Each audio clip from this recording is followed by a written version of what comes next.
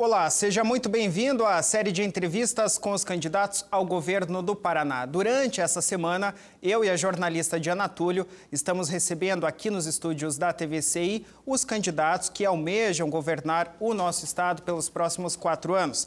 É preciso destacar que os 10 foram convidados, mas 2 deles não demonstraram interesse. São a candidata do PCO, Priscila Ebara, e o candidato do PSTU, professor Ivan Bernardo. Os critérios para a participação nessas entrevistas foram informados aos partidos no dia 11 de setembro, na presença dos seus representantes em uma reunião na sede da TVCI Curitiba. A ordem das entrevistas foi definida por sorteio nesta mesma ocasião. E hoje estamos recebendo o candidato Dr. Rosinha, do PT. Candidato, boa tarde para o senhor. Lembro que a nossa entrevista tem 30 minutos de duração e, como somos uma emissora do litoral, candidato, nós estamos focando a maior parte das perguntas, então, aqui para a nossa região, no que o senhor pretende melhorar aqui para a nossa região. O seu tempo começa a contar a partir de agora. Por mais que a gente foque a entrevista, candidato, aqui na região, preciso começar lhe perguntando com relação aí à situação do PT, né? Hoje, o Partido dos Trabalhadores, que é o seu partido, está envolvido aí em grandes escândalos de corrupção e tem o seu principal líder aí, o ex-presidente Lula, que está preso em Curitiba. Como é que... E o senhor fala que, mesmo com toda essa situação, nas suas entrevistas, o senhor pretende eleger aqui no Paraná o candidato Fernando Haddad, que vem substituir aí, então, né, o presidente Lula na presidência da República pelo PT, e também grande parte do Congresso Nacional no partido, dentro do PT. Como que o senhor pretende convencer o eleitor de que o PT ainda é um bom partido para governar o Estado ou a nossa nação? Bom, primeiro, agradecer a oportunidade desse debate. O PT governou o Brasil com Lula e Dilma. Quando eu vou fazer o debate, por que eu defendo a candidatura do Haddad e por que eu me coloco agora como candidato a governador e me proponho a governar o Paraná, é porque eu vou fazer uma análise histórica. Na hora que eu olho para o Brasil contemporâneo, o que foi o governo de Fernando Henrique Cardoso para o povo que está em casa assistindo e o que foi o governo Lula-Dilma. E eu não vou ficar aqui fazendo nenhum tipo de convencimento. Eu quero que cada eleitor, cada eleitora olhe para a sua própria vida e pense como ele vivia no governo do Lula e como ele vive agora. Comparar os preços, começando com o gás, o preço do gás, da gasolina, as dificuldades, a quantidade de emprego que antes tinha, que agora não tem emprego, a melhoria que existiu no atendimento de saúde, agora piorou, a construção de universidades públicas, que foram 18 universidades, a lei de cotas para alunos oriundos da escola pública, para a cota de negros e negras e índios. Quer dizer, eu quero que a pessoa compare. E ele verá que no governo do Lula ele vivia muito melhor, ele tinha esperança, ele tinha sonho. E esse sonho, essa esperança está representada agora na candidatura do Haddad. E aqui no estado do Paraná, quando você olha para as candidaturas colocadas, que você vê lá a Cida Ratinho e o João Arruda, todos eles defendem o governo do Michel Temer, que está causando toda essa catástrofe, e pelo menos 2 deles defendem o governo do Beto Richa e participaram do governo do Beto Richa. Quer dizer, toda essa situação de crise social, política, moral, ética e institucional que o Brasil vive, esses 3 candidatos que eu citei, eles construíram isso. E o PT não construiu isso, o PT é vítima disso. E o Lula realmente está preso por injustiça. Não há prova nenhuma que diz que o Lula cometeu qualquer crime. Inclusive, ontem, o próprio juiz Sérgio Moro dá um parecer dizendo que não há provas que o Lula tenha sido favorecido pela corrupção da Petrobras. Então, eu quero mostrar isso ao eleitor, à eleitora, e para dizer, olha, nós fizemos muita coisa, vamos fazer mais, e a minha própria história. Eu fiquei 26 anos na vida pública, 16 anos como deputado federal, e não me aposentei como político, como a maioria se aposenta, me aposentei como médico funcionário público da Prefeitura de Curitiba. E a própria origem minha, eu nasci na roça, no sítio, no Cabo da Enxada. Quer dizer, eu vim de famílias humildes, sempre fui eleito com apoio popular, quero esse apoio para governar. Como eu tive uma vida política diferente, eu vou governar diferente que esses outros todos. O senhor fala a respeito dessa condenação do Lula, então, que não há provas de que o Lula tenha cometido algo ilícito. Mas em 2005 o senhor chegou a admitir, né, o senhor ainda em entrevista chega a falar, né, que em 2005 realmente houve o envolvimento do PT na questão do mensalão. Por que o senhor decidiu se manter no Partido dos Trabalhadores, mesmo com a situação do mensalão e mesmo admitindo que houve uma questão de corrupção, então, no ano de 2005, candidato? Às vezes eu ando pela rua e as pessoas perguntam para mim: Rosinha, eu queria votar em você, não voto porque você está no PT. Eu volto com uma pergunta para ele: qual partido que você acha que eu devo ir? Qual partido? Todos os partidos têm problema. Entre todos eles, o que menos tem é o PT. E lá em 2005, o título mensalão é um título de publicidade gerado por parlamentares e pela mídia, vou dizer principalmente pela TV Globo, que gerou esse tipo de comentário. Porque o que existiu e estava sendo investigado era a Caixa 2 de campanha, que o próprio PT, eu era membro daquela comissão parlamentar de inquérito, nós mesmos, é só entrar no site do Congresso Nacional e pegar qual é o relatório que nós fizemos. Nós, do PT, apresentamos um relatório mostrando que havia Caixa 2 em todos os partidos naquela eleição que estava sendo investigada, que não era coisa única do PT. Eu lamento que o PT tenha cometido aquele erro lá atrás que não devia ter cometido. Mas ali virou todos os dedos e todas as pedras contra nós do PT, mas todos eles estavam envolvidos. E, infelizmente, meu partido também, mas nisso nós mesmos reconhecemos, fizemos a autocrítica e colocamos no relatório. Então, só para encerrar essas questões polêmicas, o senhor disse que em 2005 houve sim que o PT estava envolvido, assim como os outros partidos, né, como o senhor mesmo afirmou aqui, mas que a partir de então não há mais corrupção dentro do Partido dos Trabalhadores. O PT, naquele momento, teve, inclusive, alguns dos seus filiados que foram submetidos à comissão de ética, alguns saíram, outros foram expulsos, e todos os casos que houveram de lá para cá foram casos não do partido, casos individuais, e esses casos individuais, inclusive, chegaram a sair do partido antes de ir para a comissão de ética. O PT, como eu disse, lá naquela eleição, cometeu esse erro que não devia cometer, igualando seus demais partidos. Mas quando eu pego os 10 maiores partidos que existem no Brasil e vou verificar a questão de corrupção ou de Caixa 2, o PT é o 9º colocado, ou seja, tem 8 partidos na frente com políticos mais corruptos e com mais corrupção, e com partidos mais corruptos. O que ocorre da diferença de nós para os outros é que quando há inocência, como a do Lula, nós defendemos os inocentes. E quando não há inocente, que a gente constata, eles são expulsos do PT. Candidato, gostaria de trazer agora, então, o nosso bate-papo aqui para a região do Litoral e começar pela área da saúde. Nós temos aqui um hospital regional do Litoral, assim como outras regiões, né, candidato, aqui do Paraná. E veja só, nós temos hoje, aqui no Litoral, pouco mais de 294 mil habitantes. Quando o Hospital Regional do Litoral foi inaugurado em 2009, ele foi inaugurado com 190 leitos gerais e 21 leitos de UTI.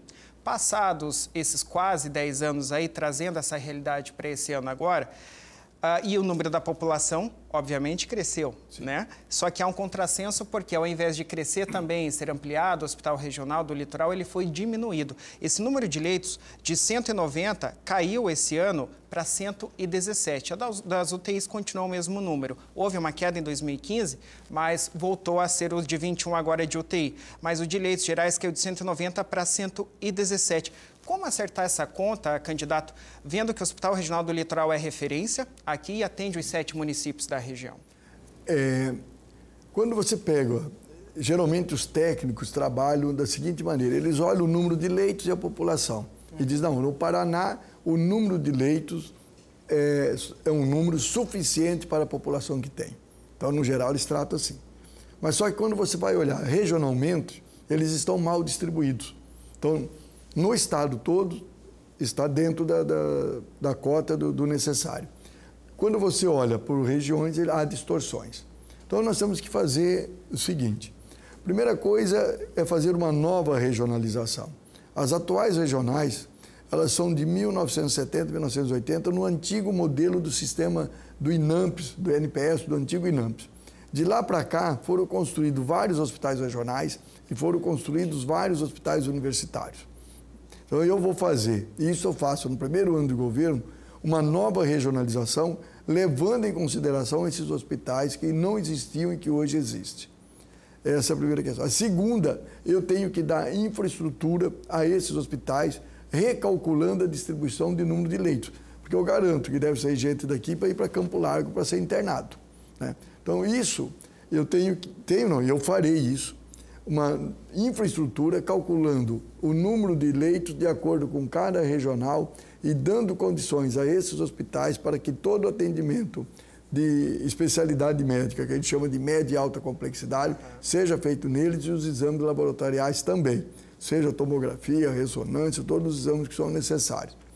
E eu criarei uma coisa que os 399 municípios do Paraná têm ligação com um cabo de fibra ótica. Eu vou criar o Telesaúde. O que é o Telesaúde? É uma maneira em que a consulta de algumas especialidades ela pode ser feita em momento real, em tempo real e a longa distância. E no que diz respeito aos exames, por exemplo, eu sei aqui na região, pelo número de habitantes, pelo número que mora na região, eu tenho que ter aparelho de ressonância magnética funcionando para o atendimento do SUS. Aí ou compra o aparelho ou faz o convênio com os hospitais privados para usar. Então, eu tendo o técnico para fazer esses exames, o médico, que é o especialista, que é mais caro para ler a imagem, ele pode estar, por exemplo, no hospital de clínicas, porque a imagem é transmitida em tempo real. Então, o profissional mais caro eu vou usar ou dentro dos hospitais regionais, aonde tem ou aonde é necessário contratar, e aonde não tem a gente usa a longa distância. A minha proposta é que no segundo ano do governo, no final do segundo ano do governo, feita toda essa nova redimensionamento e a infraestrutura, eu acabe com todas as filas de necessidade de especialidades e eu acabe com fila de exames e também de cirurgias eletivas. Eu tenho absoluta certeza que é possível fazer isso. Aí vem a pergunta, e o dinheiro? O Paraná nunca cumpriu a emenda condicional que estabelece 12% da sua arrecadação própria. Então, este ano vai deixar de investir 200 milhões. Então, é possível, usando essa emenda, buscar esses recursos, e esse recurso está dentro do orçamento, porque ele está sendo usado em outro lugar, e eu farei o investimento nesses primeiros anos desses 200 milhões, e farei um planejamento de tal maneira que, desde que foi aprovada essa emenda até hoje, o Ministério Público do Estado do Paraná calculou que são 6 bilhões de recursos que o Estado deve para o SUS. Então, ao longo de um processo de um período talvez de 10 anos, ainda além do meu governo, recompor esses recursos para o SUS. Esse período de 2 anos é viável, porque são duas questões, né? O dinheiro, que eu ia perguntar para o senhor já respondeu, mas também o tempo. O senhor diz que em 2 anos é possível reorganizar tudo isso. É um tempo viável para fazer tudo isso? É um tempo viável porque a questão da regionalização é administrativa. Junto com o corpo técnico da Secretaria Estadual de Saúde e com as universidades públicas, tanto estaduais como federais, nós conseguimos tomar esse redimensionamento em curto prazo de 180 dias. Na sequência, você tem que dar condição de infraestrutura, que eu coloco mais ou menos 1 ano e meio para dar essa infraestrutura, e nesse momento você não está só dando a infraestrutura, você já fez uma nova regionalização e, simultaneamente, começa a fazer o atendimento dos pacientes. Seria, no primeiro momento, remanejamento de equipe e pessoal, né, o material humano, e depois a questão de construção, por exemplo, de novos leitos, que é uma questão que demora um pouco mais, que precisa de licitação e toda uma burocracia que a gente sabe que, às vezes, até extrapola um pouco o que a gente gostaria que fosse, né? Precisa da licitação, mas quando eu falo em redimensionamento, eu tenho o hospital regional, eu tenho o hospital universitário e eu tenho o sistema complementar, que é o sistema de saúde privado, que está na Constituição e que eles trabalham com o SUS. Eu não posso esquecer o papel das Santas Casas e dos hospitais filantrópicos, que têm um papel fundamental no atendimento à saúde. E esses hospitais serão incorporados dessa nova regionalização. Tá certo. Candidato, o senhor falou em infraestrutura dos hospitais, eu quero trazer esse tema infraestrutura para a região como um todo. Algumas obras que a região padece, pede há muito tempo, já foram inclusive prometidas, e eu começo aqui falando sobre, aliás, ao invés de obras, primeiramente, falar do porto. O porto, a gente sabe, hoje é uma estrutura consolidada aqui na região, gera muita riqueza, mas a riqueza não fica em Paranaguá e na região. Como administrar o nosso terminal, trazendo essa riqueza para Paranaguá e os demais 6 municípios daqui? A questão do porto causa, não só a questão financeira, mas causa também um problema urbano bastante grande, né? Eu sei o problema que causa, por exemplo, a chegada e a saída dos trens, né, que é um problema enorme. O Paraná hoje tem, para investimentos, 2 bilhões de reais. Então, se eu for dizer que eu vou atender toda a infraestrutura necessária do Paraná, eu, como tesouro próprio do Estado, eu estaria mentindo. Esses 2 bilhões não dá nem para atender a infraestrutura necessária aqui para a própria região do litoral. Então, o que eu tenho que trabalhar?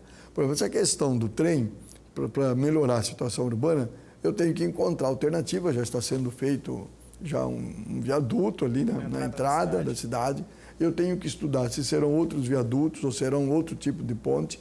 O trem vai continuar chegando, a gente sabe disso, mas só que o trem não pode ser um muro que separa a cidade. E hoje é esse muro que separa a cidade. Há meios urbanísticos de eu fazer essa integração. Quando você vai a Paris, quem foi, a estação de trem é central, chega no centro da cidade. Quando você vai a Madrid, a mesma coisa. Em Lisboa, a mesma coisa. E, no entanto, a estrada de ferro não é a barreira. Então, há como buscar a solução disso. Então, a primeira coisa é planejar a solução disso. E aí vai fazer o quê? A gente vai buscar a concessão dessas obras para o setor privado. E a concessão tem 2 modelos. Um deles é aquilo que eu posso pagar a longo prazo, o Estado faz e paga a longo prazo, ou você vai fazer a cobrança. Eu pretendo, como governador, chamar a prefeitura, chamar todos os técnicos da região e chamar as universidades e o setor privado para fazer um debate. Porque quem lucra com isso tudo, quem mais ganha dinheiro, não é o povo de Paranaguá, são as grandes empresas. As grandes empresas elas têm que ter responsabilidade pela questão urbanística e ambiental que eles estão destruindo. Então, nós faremos uma longa conversa, um processo de negociação para que o porto não seja um problema. Porque o porto gera empregos, gera praticamente boa parte da população daqui vive dos empregos do porto. Nós não vamos acabar com o emprego, mas nós temos que fazer com que o porto seja incorporado como algo importante. Se você... Eu não fui essas cidades que eu citei anteriormente da Estrada de Ferro, eu não conheço o porto de Amsterdã, por exemplo, mas eu tenho lido sobre esse porto, que é um porto municipal, com administração municipal aqui, o porto é de caráter federal. Então, se eu disser para você, eu tenho toda a receita, eu não tenho. Agora, eu tenho o conhecimento dos problemas e a solução será feita junto com os moradores daqui, porque nós não queremos que os moradores, como agora aqui no Rossio, sofrendo todas aquelas consequências urbanísticas. Eu até tenho pensado, não consultei ainda a nossa assessoria, por exemplo, quando eu construí o Itaipu, houve uma inundação de território. Os territórios inundados recebem royalties. Na beira litoral do nosso estado, quando constrói poços da Petrobras, há destruição ambiental e causas sociais. Então, aqueles municípios recebem royalties. E eu me disponho a discutir. O porto traz problemas sociais e problemas ambientais. Então, nós temos que discutir. Há a possibilidade de contribuir com a cidade com royalties para resolver os problemas sociais, que é uma maneira de você, inclusive, tributar e ter retorno pela presença do porto. Essa é uma interrogação que eu faço. E governador, vou buscar responder essa interrogação. Até, candidato, com relação a isso, existe um tema bastante polêmico aqui na região, que é a construção de uma nova faixa de infraestrutura para um novo porto em Pontal do Paraná.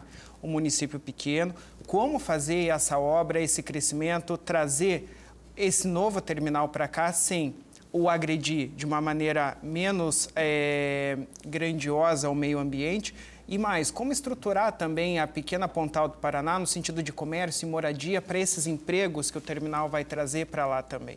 Antes de dar essa resposta que eu vou responder, O nosso litoral, ele tem uma riqueza histórica, ambiental, cultural extraordinária.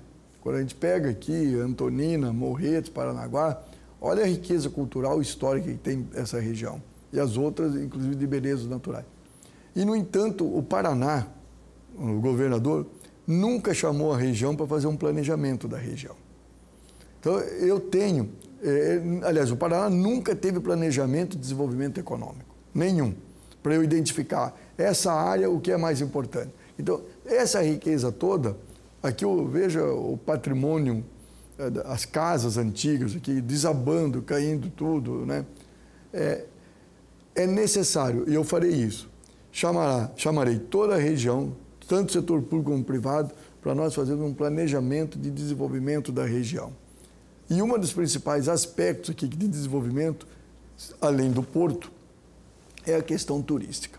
Eu falo sério, eu venho muito a Paranaguá. Aliás, eu vinha mais do que venho. E por que eu venho menos agora? Porque a cidade está perdendo o atrativo turístico. Está perdendo. Veja aqui a antiga estação de trem, há quanto tempo que está aí. Então, o governo do estado, eu sei que a prefeitura sozinha não vai resolver isso. Não tem como resolver. Então, tem que ter políticas públicas. E as políticas públicas, o governo do estado vai ser aliado no planejamento e no desenvolvimento dessas políticas públicas. E nesse contexto, nós vamos analisar a questão do Porto de Pontal. É necessário fazer um novo estudo ambiental, um novo relatório de impacto ambiental, porque esse que foi feito está sendo muito questionado por todos os setores. Então, eu não digo assim, olha, outro dia me perguntaram se eu vou imediatamente retomar a construção do porto. Eu disse, não, eu quero fazer novos estudos e dentro desses estudos nós definiremos o destino do porto de Pontal. E aqui nós sabemos que são 50 milhões de toneladas anos que entra, né, que o porto movimenta, né? Então nós temos que ver a capacidade do porto de Paranaguá, a sobrevida dessa capacidade e em cima dessa sobrevida discutir o porto de Antonina, discutir o porto de Pontal e sempre casado com o que faz melhor para a região no sentido de desenvolvimento para gerar emprego, que aqui é muito séria a questão do desemprego, né? E o desemprego, a gente sabe as consequências dele com moradores de rua, com violência, com agressividade, às vezes acima do normal. Diante da sua resposta, doutor Rosinha, eu vou fazer 2 questionamentos em um. Primeiro, o senhor disse que vai reestudar a questão da estrada de Pontal e disse que é preciso priorizar empregos. Esse estudo não vai fazer demorar ainda mais uma faixa de infraestrutura e isso não pode prejudicar, talvez, a criação de empregos que poderiam ser criados agora? E segundo, ainda dentro dessa questão de estudos ambientais, como o senhor avalia a construção da ponte que ligaria ali uma parte de Guaratuba a outra parte, né? A gente chama Matinhas Guaratuba, sim, mas os dois são Guaratuba, né? Então, essa ponte de Guaratuba. Essa ponte é discutida há mais de 20 anos. Eu era deputado estadual, e isso faz mais de 20 anos, e estava em debate. Aí a gente pergunta, por que essa ponte não saiu? Qual é o problema dela? Uns colocam a questão cultural, até dizendo que vai afetar. Eu já escutei isso, não é eu que... Alguns falam, não, porque tem ferry-boat, aí a ponte... Bom, a ponte tem que ser construída da melhor maneira possível, sem impacto ambiental. Eu tenho que fazer. Até porque eu não posso ter um braço de mar que vira barreira, que vira muro. Como aqui a estrada de ferro é muro para ligar um lado ao outro, ali é um muro para ligar de um lado ao outro. Então eu tenho que superar os muros. Mas ao superar os muros, quando eu chamo de ser sustentável a obra, não é sustentável no sentido da economia. É sustentável no sentido de não afetar a região ambientalmente. E ali, pela característica ali, é possível fazer essa construção. A respeito do porto, já é distinto. Eu quero até lembrar uma coisa. Quando eu era deputado estadual, andou discutindo muito de fazer uma hidrelétrica aqui na divisa, no Vale, na divisa do Paraná, em Adrianópolis ali, na divisa com São Paulo, no Rio Ribeira. Aí quando vai estudar o que ia gerar de emprego, na região era muito pouco. E era mais emprego da construção civil para construir a hidrelétrica. E depois ia todo mundo embora. E o povo da região não ia conseguir usar sequer uma lâmpada acesa daquela energia. Porque a energia toda, vamos supor, toda que era gerada era jogada numa rede, e essa rede chegaria e seria usada tudo pela Votorantim. Então, ele não ia construir absolutamente nada na região. Então, quando eu vou construir um porto, eu tenho que exigir, porto, qualquer obra ou qualquer empresa em que o Estado tem que decidir sobre essa obra, ele tem que exigir a contrapartida. O que é a contrapartida? Quantos empregos vai gerar? Por quantos anos? O sujeito pode gerar 1.000 empregos por 2 meses. Não, vai gerar 1.000 empregos? Então tem que ser por 20 anos. E qual é a qualificação que precisa para gerar esses empregos? Que o Estado, ao dar autorização, tem que exigir a qualificação. O Estado, junto com a própria empresa. Para qualificar quem? As pessoas que moram ali. Eu não quero que traga o engenheiro de fora, o técnico que vai operar o porto de fora, o que vai operar o guindaste, que geralmente as empresas fazem isso e colocam no lombo do trabalhador para carregar as caixas. Por isso que eu falo de reestudar. É estudar no sentido de, vai sair o porto? Ótimo, está saindo. Está tudo certo. Agora, quem são as pessoas que vão trabalhar, quantos vão trabalhar, em quantos anos esse porto vai, em quantos meses vai ficar pronto, o que eu preciso para formar técnicos dali para atuar. Porque eu quero a boa formação. Eu não quero gente chegando para arrumar emprego, ficando e não tem emprego, e os que moram ali, às vezes, perdendo o emprego qualificado. Candidato, eu gostaria de fazer mais uma pergunta, uma última antes, que nós temos que reservar 3 minutos para as suas considerações finais, com relação aos pedágios. Como é que o senhor vê o atual modelo de concessão de pedágio? Se o senhor for eleito, continuará nesse modelo? E como fazer para diminuir o valor nas praças? Hoje, o do litoral, o que dá acesso ao litoral em São José dos Pinhais, é o mais caro, um dos mais caros do Brasil e do mundo, inclusive a R$ 19,40 atualmente. Quando foi aprovado o pedágio, eu votei contra. Eu era deputado estadual. Eu não concordava com esse modelo. Esse modelo tinha algumas coisas, por exemplo, os postos de pedágio muito perto um do outro, e quando era um pouco mais longe, é muito caro, caríssimo. Então, eu, governador, eu vou constituir uma empresa pública para administrar, vou tirar isso do DR, porque eu não quero nenhuma operação integração. Assim como aqui nós estamos em Paranaguá, a questão da APA, eu vou discutir a administração dos portos. Esse negócio de ficar cabide de emprego, não será comigo cabide de emprego. Aqui eu sei que é cabide de emprego há muitos anos.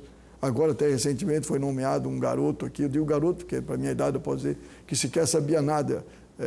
Não sei se ele sabia que existia porto em Paranaguá, mas ele foi nomeado. Então, uma empresa pública enxuta para administrar.